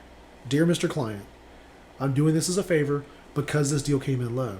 But the next deal that we do full price or we get pretty close to, I'm not going to do this every time. Right. But in these unique scenarios, we will help you and we will work with you to make this work right. And that's what we're there for. But you're right. I mean, and Wynn had it exactly right. I mean, there are certain things that you cannot replace a realtor for. It's a relationship business. It's not just transactional. Right. That's the way to put it. A lot of people think that real estate is just a transactional situation, and in some cases it is. I mean, Zillow's made it more so, I think, right? But, they have. And I don't know if did you see their announcement last week? What's their announcement last week? So they made an announcement last week that they are going to open real estate brokerages. Oh, that's surprising. Yeah, it's not. We all knew this was the case. They said they weren't. So they're going to start in Phoenix and Atlanta, and they're also not going to do traditional real estate. What they're going to do is they're only going to brokerage their own stuff to start that they're buying and then they're reselling, and they're not going to do it with realtors. They're going to do it with on-staff licensed people. So that's how they're going to start out their model. And then they're also going to join the MLSs in those markets, and they will list the properties in the MLS just like normal. They'll pay commission like normal. There'll be a normal brokerage in that particular aspect. And I think it's just their next step to become a real estate brokerage. I mean, they did it with mortgage. They did it with buying. I just think it's their next step to try to just do all be all. I want to go on record as saying this right now. I think that Zillow's long-term plan is they're going to try to replace the MLS. I agree. Like, I think what's happening is they've gotten themselves in such a position where the MLS feels like they need Zillow. Yep. And so now Zillow gets more and more and more, right? And someday... So, it can be fixed. You think it's not too far gone? Here's and we talk about this from, I told you I'm the president of the MLS. Yeah. We had a similar conversation yesterday in a meeting with the board of directors with all these things and how Zillow's done and everything else. If Zillow can't do some of the things that they do without the MLS data. Yeah. No, absolutely not. And we let the wolf into the hen house. We thought it was a good thing for us. Our agents wanted it because they wanted the advertising and they were giving agents more business and everything else. And then as it evolved, we realized it was too late. But it can be corrected. And the way that it could be corrected, in my opinion, is that if all of the real estate brokerages in a market and the MLS could come together and all agree to shut off the feed to Zillow, the only data they would receive is what they have to go and get. And they would have to double their cost, I would assume, to go out and do the scraping and the scrubbing to get that data. Okay? Yeah. Because they also have to scrub some of the data now. Like, for example, the MLSs, most MLSs do not give them sold data. That's the most important data. They don't give them sold data. So Zillow has to go and scrape that data and find it from county record. So, which is almost like 50% of the time that's wrong. Right? And on top of that, it's slow. Yes, very slow. So they're having to scrape the data from there or wherever else they're scraping from. So they're having to do those other things, which increases their cost. So I think that if multiple markets would do that, it would work. Because they've done things that are just absurd. I mean, do you know what they did to real estate companies for rentals? No. So a few months ago, it used to be that all of us would syndicate through our softwares, not just the MLS, but through our softwares. We would syndicate all of our rental properties as a property management company through a third-party software to Zillow. Yeah. Well, they showed up with like 60 days notice and said, hey, guess what? We're going to start charging all of you now to put them on here per day. Per day? Per day. So it's like, okay, hypothetically, $2.67 per listing per day that you're going to pay for these listings to be on Zillow in the rental thing to get premier status. And even if you don't get premier status, you can't be in here unless you pay. So the one thing that did get negotiated out of that is if it goes through an MLS, they won't charge because they still want the MLS to play nicely with them. So that actually forced all of the property management companies to go and start putting all their listings in the MLS, which they didn't always do for rentals before. And we didn't for a couple reasons. Not because we didn't want the data there, but because lots of times we put a rental on the market, and it's rented before we can even get it in the MLS. Right. It's like no point. No point. Now, the other reason they could have done this was because they're getting erroneous data the data wasn't very strong, and if it goes into an MLS, it's got to be clean. So it goes in the MLS clean. Now they're getting clean data, which makes sense. Yeah, maybe they're just like, yeah, and you can have a lot of scammers, right? Like if it's just like an open market to post whatever you want, and you don't have any kind of financial consequences for putting anything on there. Exactly. You know. So but it's just the way that they go about things sometimes. But I think it's one of those things where, we've heard for years, Redfin was going to put us out of business. Zillow is going to put us out of business. Trulia was going to put us out of business. Hubzu is going to put us out of business. I think that they try to keep it transactional. Yeah. We try to create relationships. I don't know many of my investors who'd want to just deal with an AI situation or a computer situation buying property all day. If that's the case, they'll go straight stocks. Yeah. I mean that's what it would be. The thing about Zillow that's different than Redfin and everybody else, though, is like, well, me and Wayne were talking about this, too, at the same time. You have them starting the We Buy Houses themselves, right, in some of these bigger markets. Yep. So what happens if that starts rolling out farther and farther? They have the power to manipulate the Zestimate, right, which they trust, which people trust, and then buy the house, and now if they list it on the back end, like, they're the one-stop shop. They're the monopoly of the market. They are. I mean, I totally get it. I mean, I still think it becomes a situation like they didn't do as well as they thought they would do in those cases. I mean, oh yeah, they're getting crushed as far as like profit margins on those. Oh yeah, they're not making huge losses. Huge losses on those things. Yeah. So I don't know where it all takes us. I mean, I think that they're trying to figure out just as much as we're trying to figure out. I think every day they're trying to evolve like we're trying to evolve. I think they've got more capital money to evolve with than we do. Yeah. They can throw away more stuff. I mean, we're trying to make it around that, whereas they've got the money to be able to do it, and they've got the investors to be able to do it. They took $1 billion losses on those We Buy Houses things, and no one's even talking about it really. Yeah, like, they don't even know their bottom line wasn't like really affected like at all. And it's and the way one of my colleagues and friends and board of directors yesterday, he goes I always feel like Zillow's a situation where, look at this hand. And if everybody can't see me, I got one hand up, and I've got one hand down, and it's always like, look at this hand up here while I'm robbing you down here. I mean, that was something that a good friend and a real estate colleague said yesterday, and that is true. I mean, a lot of those companies have kind of been that way. I mean, I don't know. I mean, I think I've said it for a couple years, and I feel like I maybe missed the boat with the whole Corona COVID thing. I've always felt that whoever creates a smoother, easier way to do the real estate transactions and the financing is going to be the winner. And I don't think anybody's really doing a good job at trying to figure that out. I mean, I think if somebody goes along and says, okay, we can show you all these properties this way, you don't have to come and see them. And then when you really do like one, you can come and see them. And then you can do all the financing in one place. I mean, think about how it is when you buy a house now. I go out, I steal time with a realtor, they show me a bunch of houses that I may or may not like, I spend the day with them, and then after that's said and done, I got to send a bunch of paperwork that I already sent to the realtor because the mortgage company won't accept it from the realtor. I've got to send all the same data now again over to the mortgage company, and the mortgage company goes through it, and then the mortgage company doesn't get it approved, so I got to go to another mortgage company. I mean, what if it was more like car loans where you threw everything into a system and all these companies came back and bidded on it? Yeah, what if you could do like a portal? Yeah, maybe do like, instead of having to like drive around town with the real estate agent, like all these houses have 3D tours, right? Which they're moving that direction anyway. That's where we are. 3D tour all these houses. You can lower it down to like 2 or 3, so you're not wasting multiple days of the realtor, right? You're just one day. I'm just gonna look at my 3 favorite, and then let's put in an offer. So you just upload whatever documents you need to that system, and everybody gets it. And everybody gets it. Whoever needs it, whoever you grant access to gets it.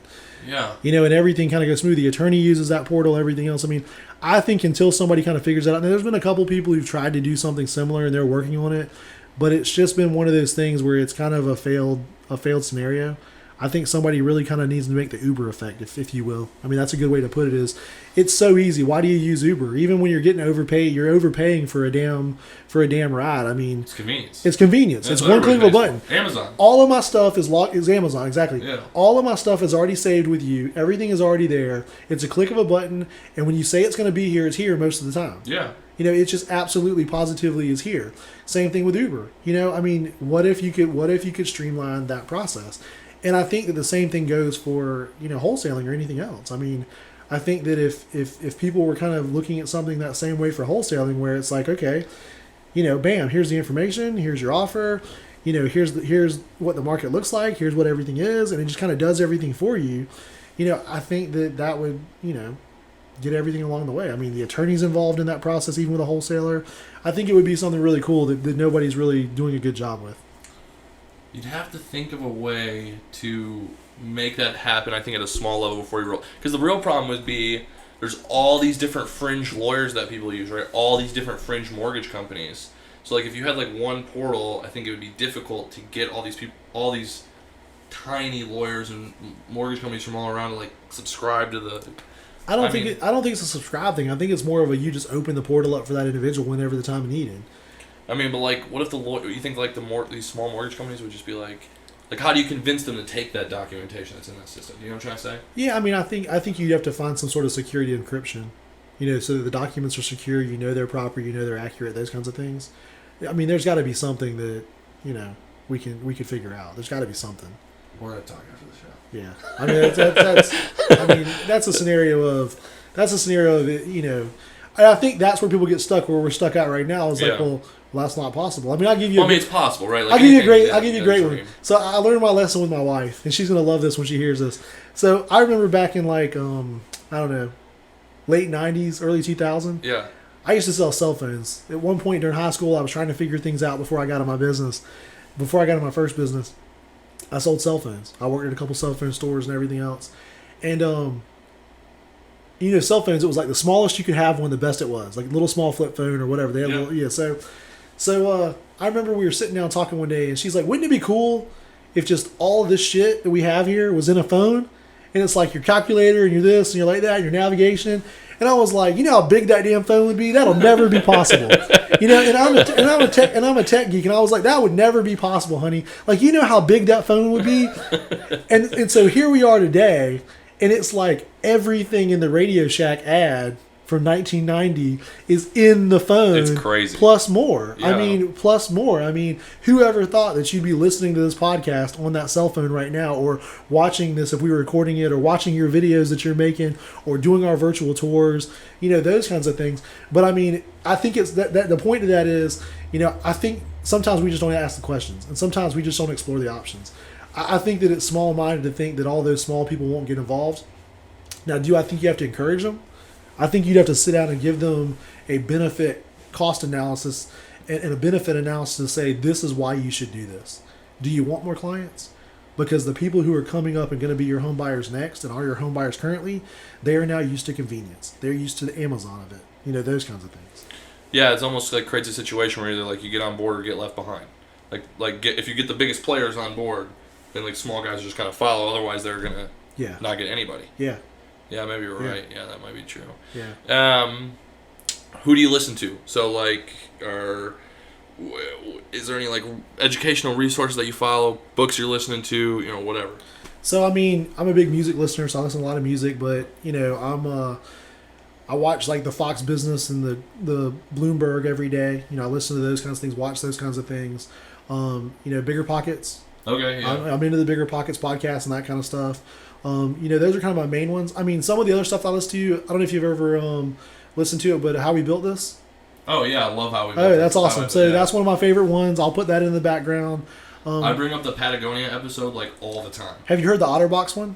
No, not yet. Dude. It's good? You need to go listen to Otterbox. I'll have to go check it out. The Otterbox one is awesome. And the other one that I haven't listened to the full thing on, my wife said it made her cry, was the Chicken Salad Chick one. Oh, I haven't heard that one. Yeah, it's a newer one that just came up, but my wife said that the Chicken Salad Chick one is just amazing. So you got to listen to that one. But, so How We Built This is pretty good. I'm trying to think. There's a couple other podcasts that I just listen to randomly and stuff like that, but I don't do a whole lot of reading. I do a lot of forum stuff. So I'll go online in the groups. I'll do a lot of Facebook groups. I'll do a lot of forum groups, that stuff. What forums are you big on? So Bigger Pockets. Mm-hmm. There's a couple but RIA type ones that I'm into, that kind of stuff. And then on the groups, I'm in a number of Facebook groups, and then I've been listening to a lot of the Grant Cardone stuff. Okay, yeah. My wife actually got me into that. I mean, she, I had never really heard of him. And about a month ago, she was like, hey, if you I've been listening to this dude, and he's just awesome, and this, that, and this. So I started kind of listening to him, and so she's gotten me into that, and now I'm following him on Instagram, and I'm seeing all of his stuff on Instagram. So that's pretty cool. His take on multifamily is so interesting, I guess. Well, he's extreme anyway, right? Yeah, his 10x rule and stuff is... A couple other, if you go and, look on Instagram, there's a number of them, One of them is like trying to think of it. Millionaire Mentor. Yep. So Millionaire Mentor. I mean, there's 4 or 5 of them that I follow on there, and I end up reading a lot of articles and stuff that they push out. So I do a lot of that kind of stuff. And then you ever heard Flipboard? Never. Okay, so Flipboard's an app, and you go in and you put in your hashtags, and you go in and put in your likes and dislikes. So for me, I have, I like fishing. So fishing is one of my categories. I like business, entrepreneurship, investing, real estate investing. And what it does is after you put in all this stuff into the app, it actually pulls back articles that are related to just those things from all over the world.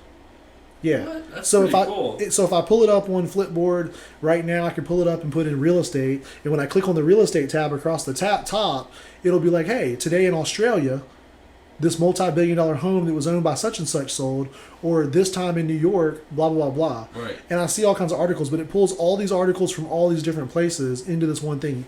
It pulls from like the Harvard Business Review. It pulls from the New York Times. It pulls from the Daily Journal. So you're like reputable, big publications. Yep. Like with It pulls it. information. I'll have to show you after the podcast, Yeah, but definitely. it pulls all that stuff. So if you haven't downloaded Flipboard, I mean, I've got it on my iPad. I've got it on my phone, and that's kind of where I go through in the morning sometimes and look through. And it also has like one page that pulls everything, like all my different stuff. It pulls it into one screen and says this is like in your daily view of things, and it pulls everything together. So Flipboard's a cool one. So I'll read a bunch of articles through there, but it's not anything specific.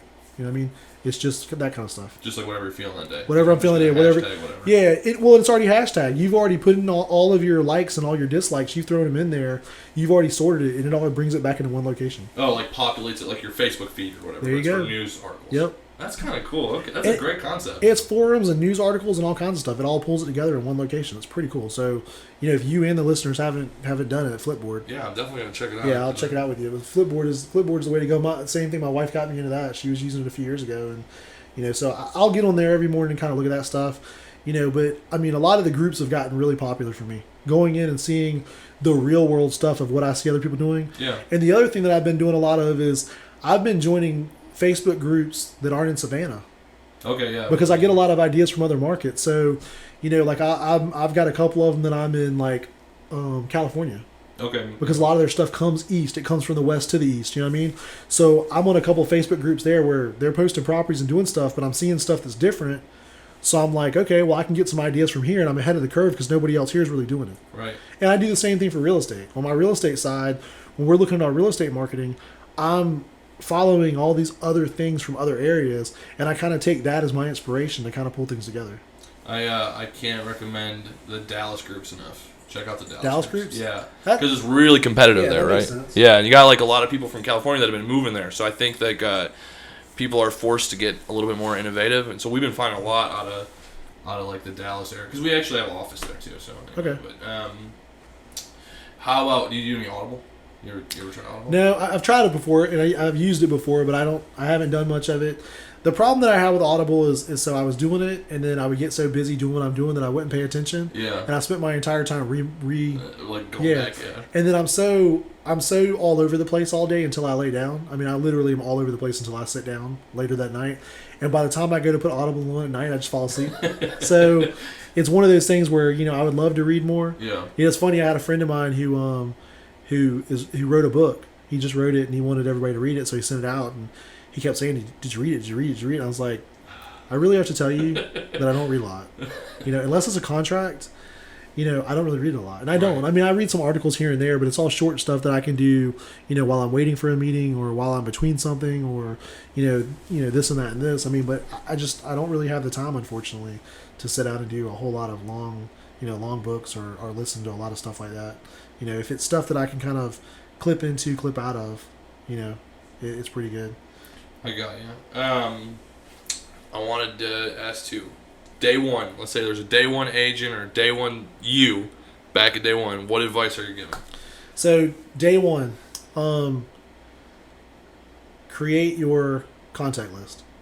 Sit down, take a spreadsheet, put the name in the first line, put the address in the second line, put their phone number and their email address, and go through and take the time to think of every person you know. And when I say every person you know, I'm talking about your mama, your daddy, the guy that you've talked to for 10 years at the gas station every morning. I'm talking about everybody you know. Even if you don't know their information yet, go through that list and create it. And what you'll realize is that you have a bigger list of a sphere of influence than you believe. So that was the first thing you would do. You would take that and you would pull it all together and you have this long list. It'll motivate you because you'll have this long list of people and you'll never even realize how many people you had. You will use that list for the rest of your career because that list can be imported and exported 1,000,000 times into 1,000,000 different locations. I still work off of the same list that I created in 2007 when I started this business. And it has grown to thousands and thousands of people. One of the tabs has all the realtors. One of the tabs has wholesalers. One of the tabs now has all the contacts that I've sold to over the years, all the buyers, all the investors. And there's the same spreadsheet that I've worked off. Now it's converted. It went from Excel to, to whatever Sheets, which is whatever Apple's thing was, and now it's in Google Sheets. But the first thing that we tell every one of our agents that we bring on board, one of the first things is that, hey, you need to sit down and figure this out. The next thing that I would do, especially if you're getting into a business, is take that list and send a letter to every one of them. Like a physical letter, okay, to every one of them. First of all, people aren't used to getting letters. Yeah. Okay. Second of all, you think that everybody knows who you are and what you do because you're a family member. They don't know. They think they know. It's one of those things where if you're starting real estate or starting wholesaling, send your mom a letter and explain what you're really doing. Because you can't explain it well enough when you're sitting there with her because you're everything else in your life. Explain that, hey, my name is George Meyers, and I'm now a wholesaler, and I'm now doing this, and this is what I'm looking for, and this is what I'm doing, and this is how I can help you help me, and this is how I can help you. And just do a thing and send it to everybody because out of sight, out of mind is the situation. I mean, and that, I'll give you a real life example of that. There was one year I was at and I use this example all the time. There was one year I was at a family reunion, and I walked in, and I'm saying hey to everybody. Hey, how are you? Haven't seen you in a year or two, blah, blah, blah. And one of my cousins walks up, and he's like, hey, man, how are you? And I'm like, hey, how are you? And he's like, oh, we're awesome. We just bought a house. And he just realized and remembered that I was a realtor. And I wasn't offended. Yeah. I wasn't offended. I was wondering, like, well, why not? But I wasn't offended. And he's like, oh, man, I just totally didn't think. And that moment made me realize that it was out of sight, out of mind. I took for granted the fact that I see my cousin once a quarter, passing or whatever, and he's on Facebook, that he would remember that I was a realtor. But the fact was, there was another person who was a friend of a friend who he sees more often. They weren't out of sight, out of mind. But if I would have sent something periodically to him or kept in front of him somehow, some way, he would have remembered me as a realtor and he would have called me. So you follow up every, so how do you follow up then, and then like how often? So for me, I don't follow up as much as I used to because I'm not doing as many transactions the way I used to now that I have the company. I do a lot of the operations for the company, those kinds of things. And I have a group of buyers that I deal with, my investor group, and I refer everything else to a lot of my agents in the company. But I recommend that once a quarter you're sending some sort of postcard. There's even companies for very affordable, cheaper than, and this is the other thing I will say to people, it's not always cheaper to do it yourself. The amount of time that you're losing doing something yourself, that's something that I had to learn the hard way. It was always like, okay, I'm going to make T-shirts. You want how much for T-shirts? I can print T-shirts myself. I heard somebody say one time that rich people trade time for money, or poor people trade time for money, and rich people trade money for time. Yeah. That's a great way to put it. I've never heard that, but that's an absolute amazing way to put it. And that's what I've started to learn. I've started to learn that sometimes, and it seems odd. I mean, even around my own house now, there's things that I used to do. For example, we got a new house about a year ago. It's got a beautiful yard. It's got a beautiful view. And I was like, you know what? I'm going to cut my own grass. I'm going to go back and cut my own yard because it has an amazing view on the water. Yeah. And I'm not bragging, but it was just the scenario. So I bought a zero-turn lawnmower from a friend who was selling his, and it was a great lawnmower. And I'd get on it every Friday afternoon. I'd drive around the yard, and I'm like, yeah, this is great. And then it started getting warmer and warmer. And then it started becoming a burden and this and that. And then there were times where I felt backed up because I didn't get to do some of my work because I had to cut the grass. And all of a sudden I was like, hold on. I'm stressing myself out to get this done. I'm doing a half-assed job doing it. And then on top of that, it'll cost me $300 a month to have this done. And I could go make $3,000 selling a house right now, or wholesaling a house, or buying a house, or flipping a house. I can make $30,000, or even the family time, or whatever it may be. I mean, there were so many other things that I really wanted to be doing, And I thought I was being so productive, and I thought I was giving myself some time and saving myself some money. But when I look at it, I'm like, okay, I'm saving what, $3,300 a year, maybe a little more, maybe a little less. Yeah. But I'm like, well, what? So it goes back to your comment a minute ago. I mean, I was trading that time for, for whatever. I mean, but so I've kind of flipped the script now, and I mean, so the one thing I can say is, it used to be that I was like, oh, we're going to print all of our postcards in house and we're going to package them and we'll save a lot of money because then we won't pay $3 a piece. But the fact is, there was so much productivity. There is so much productivity lost trying to do that. Go out and find you a company that'll package it and ship it and everything else. I can tell you that even for like my management company, they don't mail any of their own letters. They put them into a system. They do what they call VPO, which is virtual post office. Yep. It goes out. It gets shipped, it gets packed, and somebody does it. We know they do it right, and we're also not waiting for that godforsaken mailman to pick it up at the front desk. So that's one thing I'll say.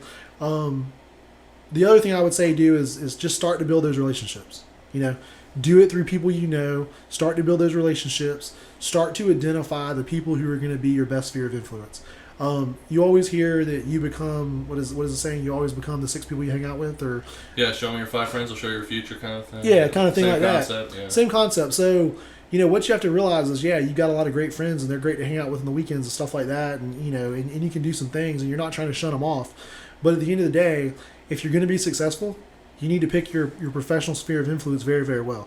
So I mean, if you're thinking, and I'm not saying this happens every time, but if you're thinking you're going to be the best wholesaler in the world, yet you're still going to hang out with the 3 friends who aren't motivated at all and are in between jobs all the time and everything else, they're just going to drag you down because they have the free time. Yeah. And I've learned that a number of ways. I mean, I'll give you a funny example. I've got a couple of friends who are older and they're semi-retired. They're the worst friends to have. Worst friends to have. They call. You want to go golfing, man? Yeah, there it is. Fishing, man? Yeah, and you feel bad because they're getting depressed because they can't go. Yeah. So it's like, and I gotta say, I'm spending more time doing things. I mean, I'm taking more time for myself than I've ever taken. But it really is true. I mean, surround yourself with those people on your daily professional level of who you want to be and what you want to be. Surround yourself around those people, and that will help create it. I mean, and it can be anybody that, lots of people would say, well, I don't want to hang out with lawyers. Well, no, you really should go hang out with a lawyer. Yeah. The lawyer's going to get more deals than anybody. That's true. I get lawyers who call me up now and say, hey, man, I got this property that's going to come up because people are going to get divorced. Hey, I got this property that's going to come up for your clients because they're going to be going into bankruptcy. So my point to that is pick the friends on the list, not because of certain things, but for certain things. Yeah, like not taking advantage of your friends, but like your network becomes your net worth. Right? And tell them. Yeah. And go tell them. I mean, go call up the attorney and say, hey, I want to be your friend because I want to be your friend, but I want to be your friend because I think that we can grow together. Yeah. And also be the person who gives some mutual benefit. You know what I mean? Let me help you and you help me too. What I was saying, you pat me on the back, I'll pat you on yours. What value do you bring to like a divorce attorney? What can I say? Like, how do you find that? So like you just sat down and you just thought like, how do I bring value to this person? And then yeah, I mean that's it. I mean you have to sit down and figure out what your business is and what you're going to do, and you got to find out what your niche kind of is going to be. But in that case, like if I sat down and said, okay, where can I get my my best business, my best self, and make friends in both personal and professional friends, so a divorce attorney, well, they probably get 1 million realtors calling them a day. I mean, what I wouldn't do is just literally call up and just say, hey, this is what I'm going to do. Everybody does that. Take them to lunch. Take them for coffee. Take them for a drink. Invite them and pay for them to do something else. I will tell you, we go back to the beginning. Let's always go back to the basics. When I first started in the business, I used to do business lunches, and I would take people doing the same thing. I didn't even realize until we were just talking about that. I used to do very similar things. It's just been what I built myself off of, and it's probably what my mentor taught me and what other people taught me. But when I got into the investment side, I sat down and said, how can I get the most investment clients who have the most money? Now I could have put something out and got people calling me all day long who don't have any money. I mean, and I get first-time investors calling me all day. I got 3 phone calls on the way here from Chipotle to this doorstep to talk to you. I got 3 phone calls a day. 3? Who said, hey, can we have lunch? Can we have this? And my question is, for what? Not in a bad, rude way, but for what? Yeah. How can I help you? How can you help me? And, one of the young men, and you can tell he's a young guy, the young man was very, very nice. And he's like, well, I'm just trying to figure all this out. And I want to buy property. And I'm like, well, have you done anything to prepare yourself to buy property? Do you have any savings? No. Do you have any closing money? No. Have you talked to any lenders? No. Have you talked to anyone? No. What have you studied? Facebook. That was his answer. This is literally true story. However long we've been here, true story. So I said, here's your homework. Call these people, do these things, find these things, call me back once you do it. My point is this. I don't mind meeting and helping somebody, but if you've not done any of the footwork, you can't get any help. So sit down and think about what you really need to do to position yourself for the next steps and make a plan. Make a business plan. Okay. Every realtor that comes in with us, they sit with our sales director and they make a business plan for the next 12 months. What they're going to do, where they're going to be, how they're going to get there, all these things, and then we hold them to that business plan. So many of us don't do a business plan. And a business plan doesn't have to be too formal. It can be as simple as saying, these are the 25 things I've got to do, and these are the goals I'm going to set for the next 12 months. Okay. But, back to the point we were talking about, it's a scenario where I sat down and said, I'm not going to do well in commercial because commercial's, blowing right now. It's blowing wind right now. I can't do it. So I want to do investors. So how do I find investors? How do I find people with cash? Now I can go sit outside of a nice community at the coffee shop and introduce myself to every one of them that has money and hope they have money. Yeah. But I needed people who I knew had money, who had credibility and could do something. So what I did is I sat down and I pulled out the internet and I went through and found financial advisors. And here's what I realized. Here's what I thought before I even did it. At the time, the financial advisors were in trouble. They were losing all their business because people were pulling money out of stocks left and right, and people were cashing out their life savings, and they were cashing out their whole life insurance so that they could survive. Right. Right? Well, these guys couldn't afford to buy themselves lunch, hypothetically speaking. Right. For a figure, So I would literally go and call them up and say, let me take you to lunch, let's talk. Let me help you help me. Would they ask you why you wanted to talk?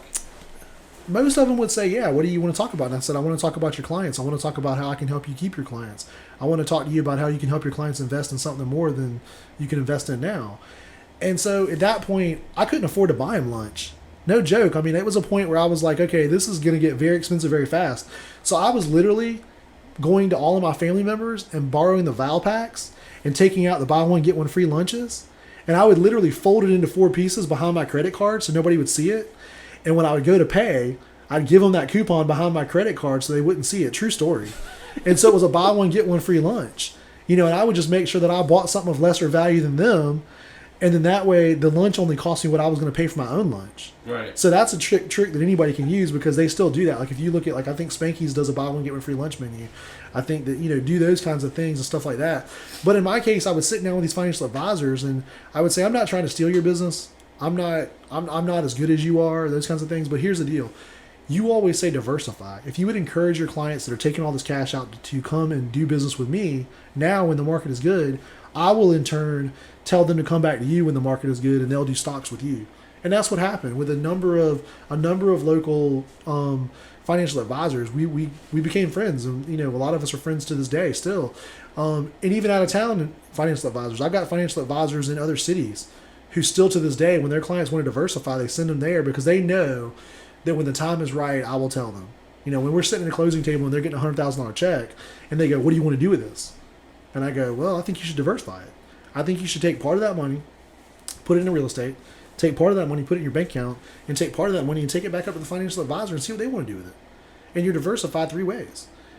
So those guys, I created a trust level. Now, on the flip side of that, I fulfilled my obligations. Right. I did what I said I was going to do. I didn't forget the people who helped me get there. And how many no's did you get? No's? Yeah. Did you ever, was there very many people that weren't willing to cooperate? There were. I mean, I will tell you that some of the older people, yeah, some of the guys who had been in the business for years and years and years and who were very close to retirement, they were kind of like, I will never let anybody near my clients. First of all, I'm never going to give you a client list. I'm never going to introduce you. I'm never going to do this and never going to do that because you're going to screw it up. Some people said that, and I understood why. Now I do. I didn't understand then. Some people looked at me and were like, okay, he's done 2 transactions. He's never done hardly any investment. He's young. He's innocent. He's corrupt. Yeah. There's all these things, it was just like, and I understood it. I didn't understand it then, but I understand it now, because it's one of those situations. But so my point of the whole story is that, think about those people who are going to help you. And I tell agents this all the time. You said it earlier. Divorce attorneys, excellent position. They get 1 million calls, 1 million letters, everything else. Yeah. They're busier than ever right now. They're busier than ever right now. But the fact of the matter is, you can help them and they can help you. Even if it's just a matter of giving them free analysis for 6 months or something. If you ever just calling up and saying, hey, I'm a new realtor and everything else, but don't hang up the phone. I'll do free BPOs for you anytime you need them. What's a BPO? A broker price point opinion. So basically, you give a value on a property so that they can put it before the judge. The wife thinks it's this price, the husband thinks it's this price. What is it actually? And they'll take that information. It's like an appraisal, but not as certified. So you can do different things like that. You know what I mean?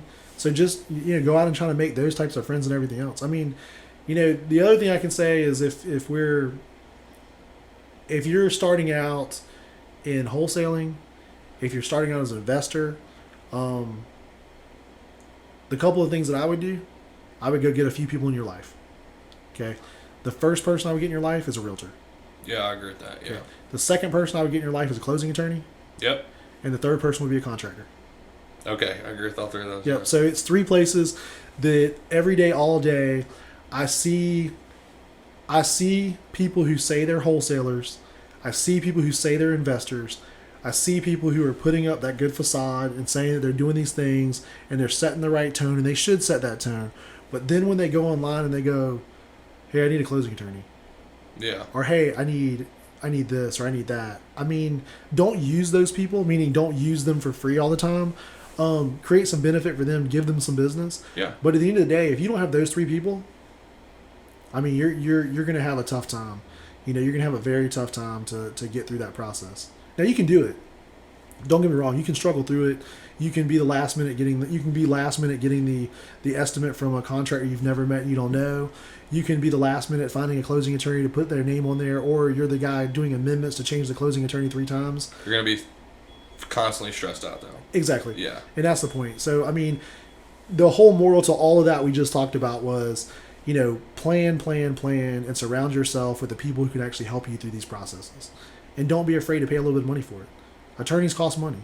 Yep. Realtors cost money. And I'm saying this because I am a realtor, but I mean, a realtor's worth their weight in gold. Yeah. And 9 times out of 10, you can negotiate it to where it's paid for in the seller side. Even on a wholesale deal, you can include sometimes negotiate it out just right. Yeah, or you can, I don't know if this is against the rules, but you can even be like, hey, I'll give you a consulting fee out of my assignment. That's not against the rules, as long as it's all documented, and as long as you agree that that's what it is, and there's no funny business, and it's not just a kickback. I mean, if it was a kickback or something like that, that's a different scenario. Right. They can't pay you a referral fee because they're not licensed, but they can pay you as a consulting fee. Yeah. I mean, even if it's, I have clients who manage a home, we manage all their homes for them, but they have a piece of property that is their cousin's going to rent it. Well, there's no point in us managing a piece of property for their cousin. Right. They know their cousin. They can collect the rent, everything else. But in that case, they don't want to rent. They don't want to write the lease agreement because they don't know how to write lease agreements. Right. So they just call up and say, "I'll give you $150 to go through this process with them. I'll give you $500 to go through this process with them. Do what you do. Don't be afraid to pay people to do what they need to do. You know what I mean? Yeah. And don't be afraid to use services. And there's enough services out there that you can do it all without having to worry about it. I mean, going to the store and buying stamps and printing all that stuff on your printer and all that stuff, if you're doing a few here and there, that's one thing. But if you're getting mass and you're sending 50, 100 of these things out a day, just start VPOing them. Yeah. Yeah, just start virtual post officing them. Yeah, I completely agree. We tried letters on our own. It just takes too much time too. Yeah, because we're doing 7,000-8,000 a month, and that's awesome. It gets to be too much. Yeah, and there's companies out there for so cheap now. For so cheap, 40 cents a postcard, 35 cents a postcard. And we're even using some. We haven't used them in a high amount, so I don't want y'all to think that we have. But we've used a few recently, just testing them out. Where it's handwritten. Yeah, that's what I'm talking about, the handwritten. They take your handwrite and resubscribe it, and make it look right, and then they put it out there. They won't take mine because it looks horrible. but that works really, really well too, because people want to see those handwritten, things and everything else. So I don't know. I mean, that's kind of the insight that I would say for somebody starting out. All right. Well, I appreciate you coming on. I'm going to end on that note. I feel like that's a good note to end on at the beginning. I appreciate you having me, man. It's been great. All right, man. We'll see you next time. All right, man. Thanks.